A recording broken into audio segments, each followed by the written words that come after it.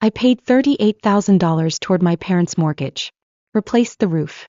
Fixed the plumbing. They said the house would be mine. Then I found the will. Everything went to my brother. I didn't argue. I just walked away. And quietly did something they never saw coming. I wasn't looking for the will. I was looking for the modem. It was a Tuesday afternoon and my mom had called me in a panic. Again. The Wi-Fi was down and apparently that was a crisis because Adam had a Zoom interview. I didn't ask why he didn't just fix it himself. I already knew. Adam doesn't do tech stuff. Or bills. Or work. Or life really. So I drove across town to the house I grew up in. The house I paid for, the house I fixed tile by tile, and walked in like I always did. My mom greeted me at the door like I was the IT department she didn't pay. Oh thank God, He's freaking out. Of course he was. I headed straight to the dining room, crouched by the cabinet where they keep their ancient router duct taped to a surge protector from 1997. And there was, tucked behind a stack of home and garden magazines from a decade ago, a thick cream-colored folder with estate plan and will written in dramatic black lettering like it was the script to a soap opera. I didn't go rifling through it. I didn't have to. It was half open and the first page was already poking out like a bad secret trying to confess. I stared at it for a second, long enough to think, what if I didn't look? What if I just fixed the Wi-Fi and went back to pretending everything was fine? But pretending takes energy and I was tired. I sat down, flipped it open and began reading. And by reading, I mean skimming because by line 3 my stomach had already dropped. House at 218 Elm Street, to Adam Baker. Savings and retirement funds, to Adam Baker. Vehicle, jewelry, assets and belongings, to Adam Baker. Final notes. We trust that our daughter Emily will understand and continue to be the strong, independent woman she's always been. No mention of the 6 years of mortgage payments I made. No mention of the roof I replaced. The water heater I paid for. The bathroom I retiled myself after watching 40 YouTube videos. Just a casual sentence like I was the family Labrador who wouldn't mind if they gave my bed away. I sat there for a minute, blinking. Then I laughed. Came out dry and cold like something cracking inside me. My mom walked in just as I was closing the folder. Did you fix it? She asked. The Wi-Fi? I asked, still smiling. Yeah. Adam's freaking out. He says it's for this remote thing with a marketing startup. Or design. I don't know. I nodded. It's working now.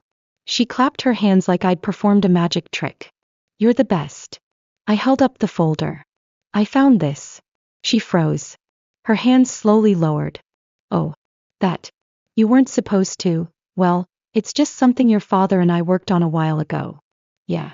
I read it. I said casually like I was commenting on a weather app. Nice touch on the whole Emily will understand part. She shifted awkwardly.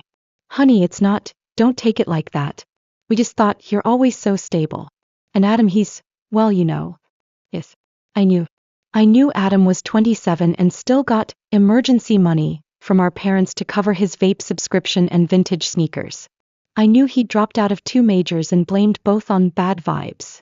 I also knew he couldn't make toast without setting off the smoke alarm. And the house? I asked. The one I've been paying off? She smiled nervously as if my tone was a little too sharp for someone who just learned they'd been cut out of a future they helped fund. We assumed you'd have your own place by then. This house, it's more about giving Adam something steady, you know? A foundation. Right. Because I don't need one. I just build them. Her mouth opened and closed like a fish who forgot how to breathe. It's not meant to be unfair. No. Of course not, I said, standing. It's just logical. The person who covers the bills doesn't need ownership. That's how it works, right? Thanks for the reminder, I said. Wi-Fi's back. I'll see myself out. She didn't follow me. Didn't call my name. I walked to my car feeling like someone had gently slipped a knife between my ribs while thanking me for being so dependable. That night I sat in my apartment, tiny, rented and cold in the winter because the landlord believed heating was optional, and I stared at the ceiling until it blurred. Then I made a decision. I didn't yell. I didn't post a dramatic quote on Facebook. I didn't drive back and demand an apology. That would imply I thought they were worth the effort. Instead, I pulled out my laptop and did 3 things. 1. Canceled the monthly transfer I'd set up to magically make the mortgage disappear. My unofficial rent payment for a house I didn't live in and apparently want about to inherit. 2. Pulled the plug on every auto payment. Water, electricity, trash, even the internet I'd been quietly funding while Adam focused on finding himself. 3. Deleted the shared Google Drive where I stored scanned bills, tax documents and maintenance records, because apparently I'd mistaken myself for their unpaid office assistant. It was oddly satisfying, like pulling out the stitches from a wound that never really healed right. The next morning my phone lit up with a message from my dad. "Hey, just a heads up, the mortgage bounced. Can you check your account?" I stared at it. No greeting. No, thanks for fixing the Wi-Fi. Just another expectation, another task. I typed. I thought the house belonged to Adam. Maybe he can check his account? A minute later, no response. Just the little seen check mark. For the first time in years, I didn't feel anxious. I felt free.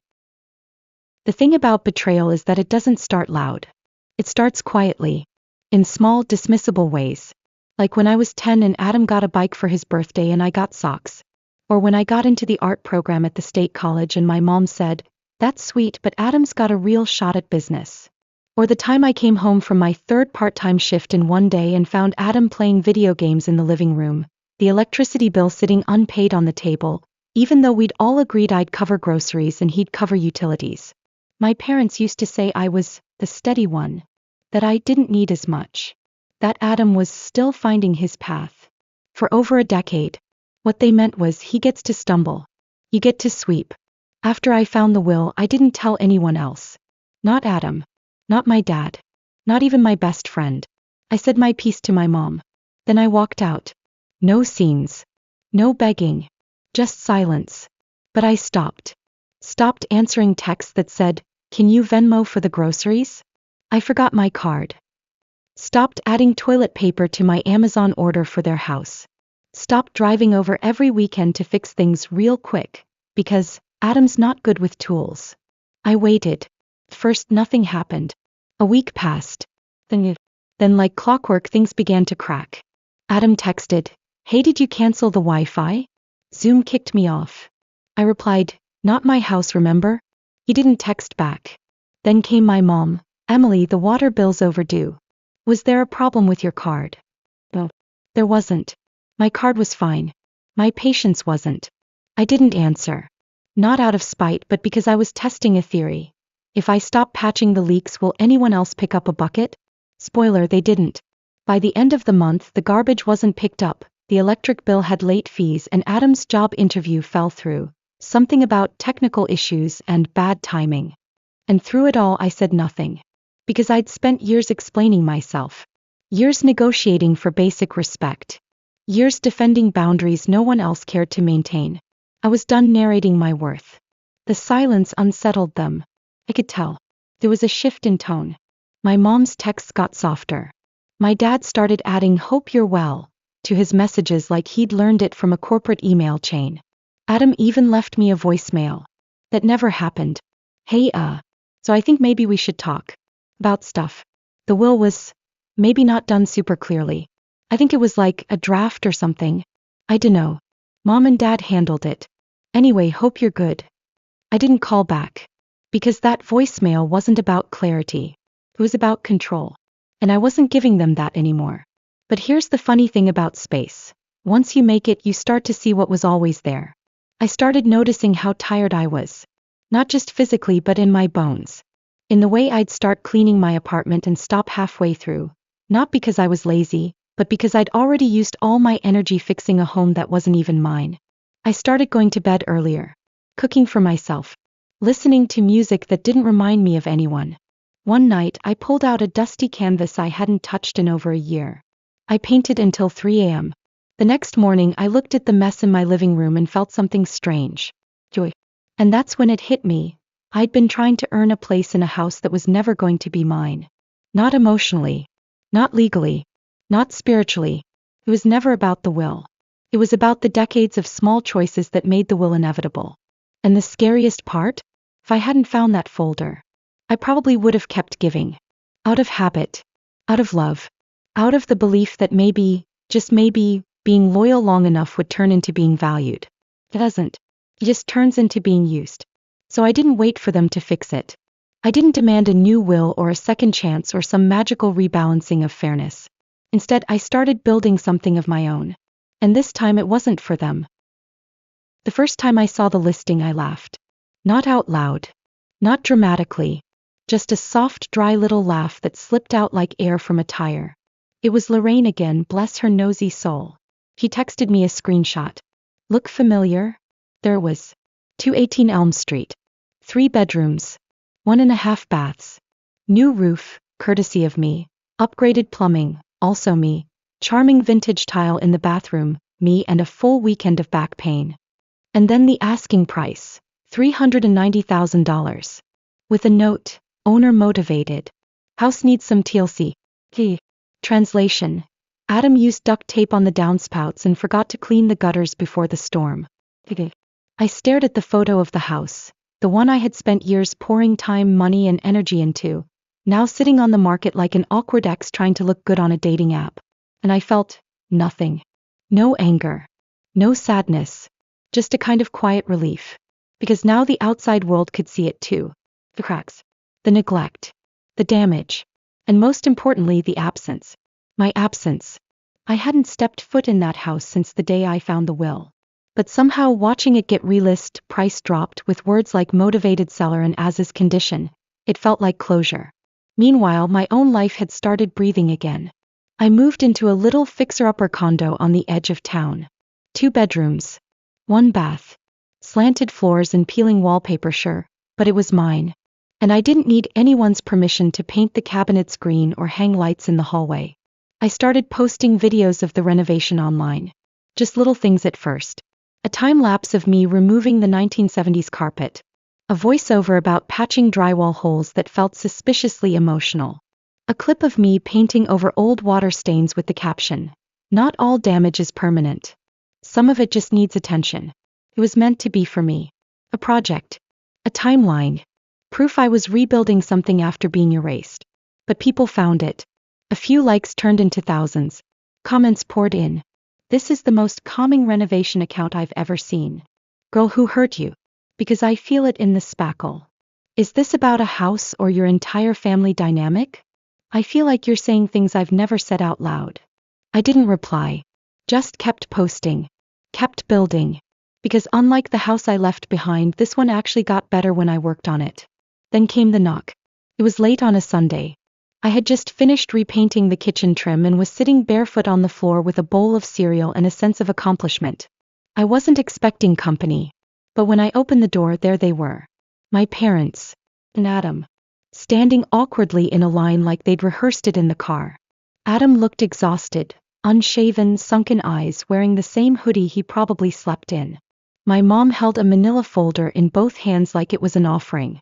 My dad looked like he'd aged 5 years in 2 months. "Hi, sweetheart," my mom said, voice trembling. I didn't invite them in. Just leaned against the doorframe. "We need to talk," she said. "I figured," I said, crossing my arms. My dad cleared his throat. "The house, it's not selling. Not even close. We had a buyer, but the inspection report, well, there's a mold issue. And the foundation." "I'm shocked," I said flatly. "It's almost like someone didn't maintain it." My mom stepped forward, pressing the folder into my hands. "We updated the will." I blinked. "Didn't take it. It's in your name now," she said. "Everything. We didn't realize how much you'd done. Until it started falling apart." Ah, the magical moment when people only notice your effort once you're not there to make things easy anymore. "I didn't come here for revenge," I said.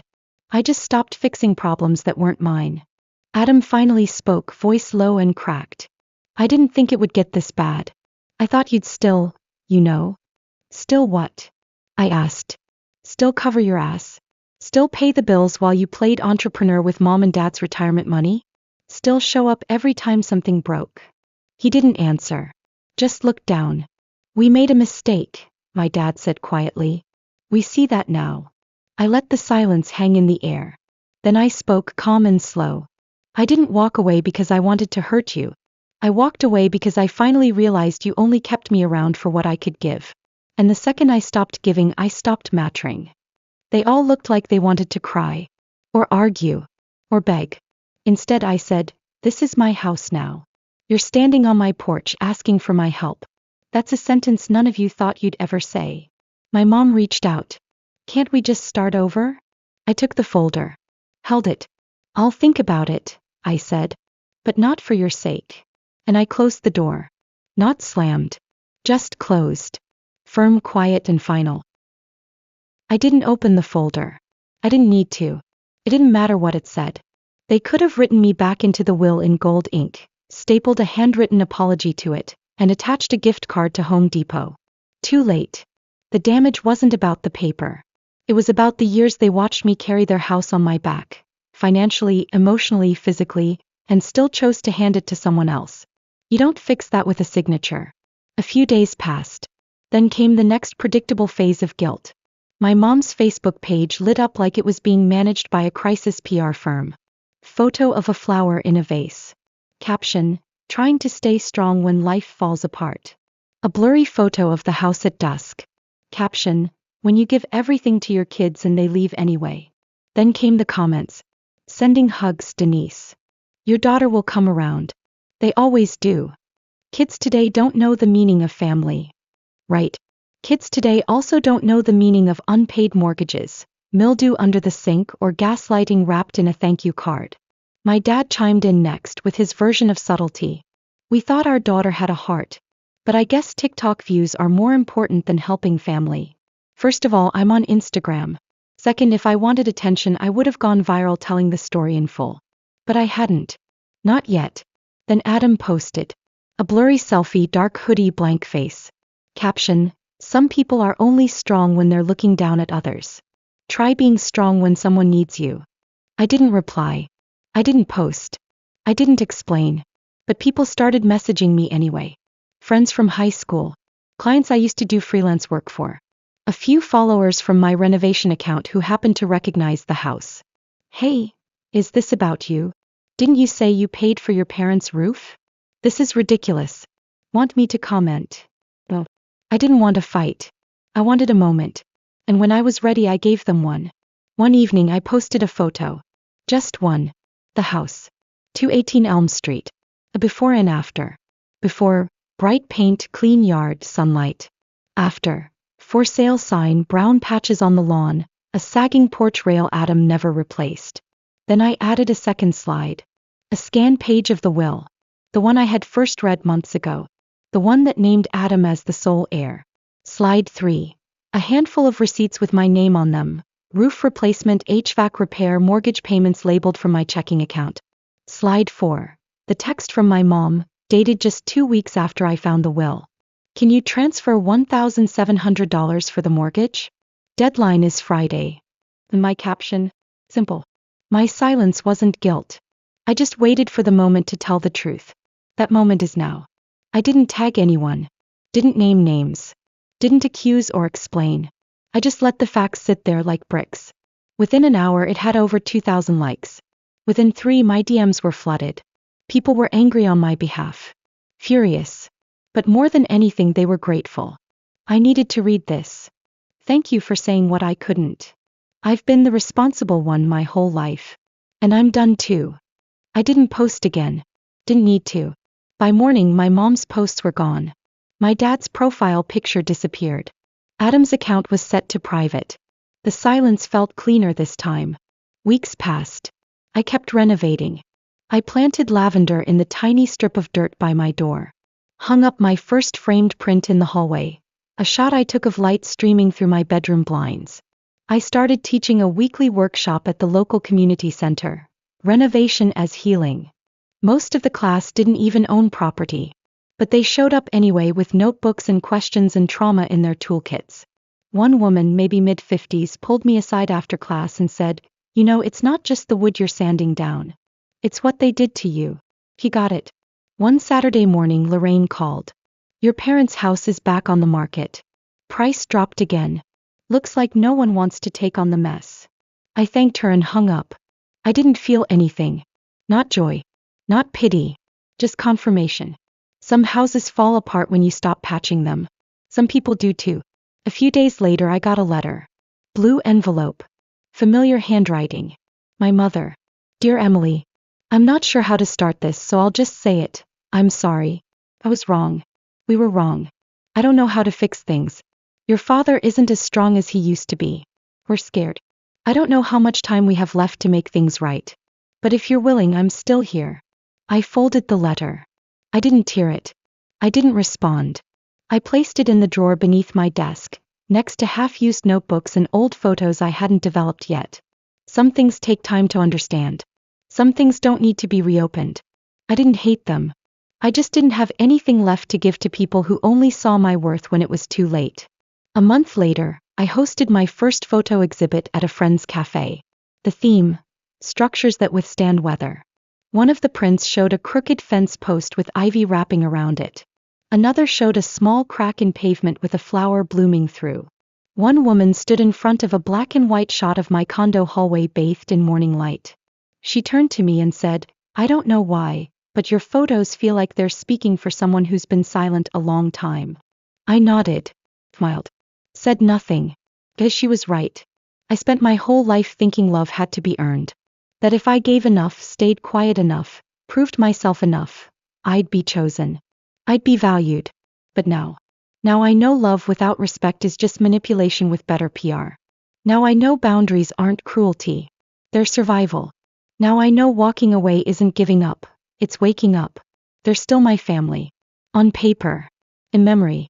But not in my future. I finally stopped holding up the walls. And I never looked back. It's been almost a year since I closed the door on 218 Elm Street. Since I stopped being the one who held everything together.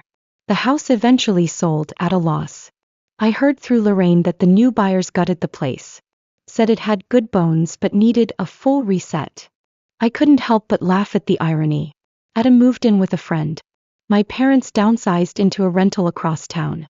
We haven't spoken. Not really. I got one more letter from my mom a few months back. This one shorter. Just said, "I miss you." I haven't replied. I don't think I will. Because here's what I've learned. Sometimes choosing peace means choosing distance. Sometimes forgiveness doesn't mean reconnection. And sometimes walking away is the kindest thing you can do for yourself. But I know not everyone will agree with me. So now I want to ask you, do you think I did the right thing? Was I too harsh? Should I have answered the door with open arms when they came asking for help? Or was it finally time I let go of the people who only saw my worth when I stopped giving? Let me know what you would have done. And if this story resonated with you, if you've ever felt like the quiet, responsible one who finally decided to stop bleeding for people who never even noticed, make sure to subscribe for more stories like this.